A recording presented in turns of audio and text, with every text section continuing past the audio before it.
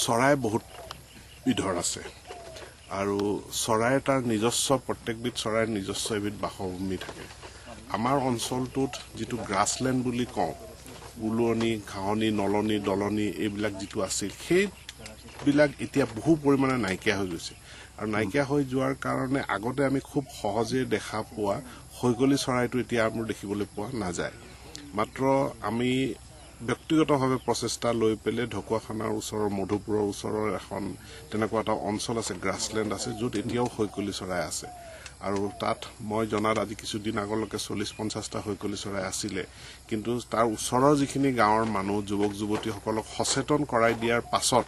এতিয়া ৰিপৰ্ট আহিছে প্ৰায় তাত 300তকৈ অধিক হৈগলি চৰাই কাৰণ মানুহে এতিয়া আৰু তাত কণী আনিবলৈ নাযায় চৰাইবিলাক চিটিকা পাতি নামাৰে যাৰ কাৰণে তেওঁলোকৰ বংশটো বৃদ্ধি হৈছে ঠিক তেনেধৰণে গ্ৰাছল্যান্ডৰ বিপৰীতে আমাৰ কাষতে দুলুং ফৰেষ্টখন আছে এই দুলুং ফৰেষ্টত আগতে আমি ধনেশ পক্ষী খুব সঘনাই দেখিবলৈ পাইছিলোঁ এতিয়া আমি ধনেশ পক্ষীটো খুব কম কাটচিতে দেখিবলৈ পোৱা যায় তাৰ মূল কাৰণটো হৈছে যে তাৰ কাৰণে যি ওখ ওখ যিবিলাক গছ আছিলে সেই ওখ ওখ গছবিলাক কাটি পেলাইছে তো ধনেশ পক্ষীৰ কাৰণে এনেকুৱা ওখ গছ লাগে আৰু ধনেশ পক্ষীৰ এটা বিশেষ বৈশিষ্ট্য আমি জানো যে পাহাৰত থাকে অৰুণাচলত কিন্তু প্ৰজননৰ সময়ত ই ভয়ামলৈ নামি আহে পাহাৰ আৰু ভয়ামৰ মানে মাজত যিবিলাক বনাঞ্চল আছে তাতে প্ৰজনন কৰে এতিয়া তেওঁলোকৰ প্ৰজননৰ কাৰণে ঠাই নাইকিয়া হৈছে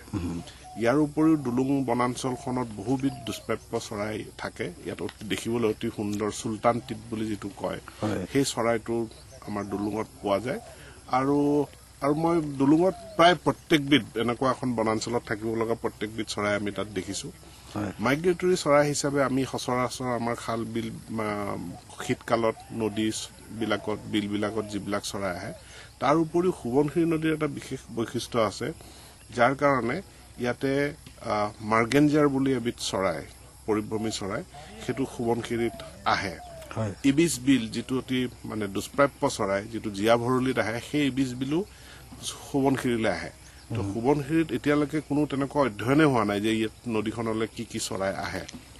কিন্তু এবাৰ আমি ইয়াত এটা ইকো কেম্প বনাই আমি বিশেষভাৱে এটো পক্ষী কি চৰাই আহে আমি নিৰীক্ষণ কৰিম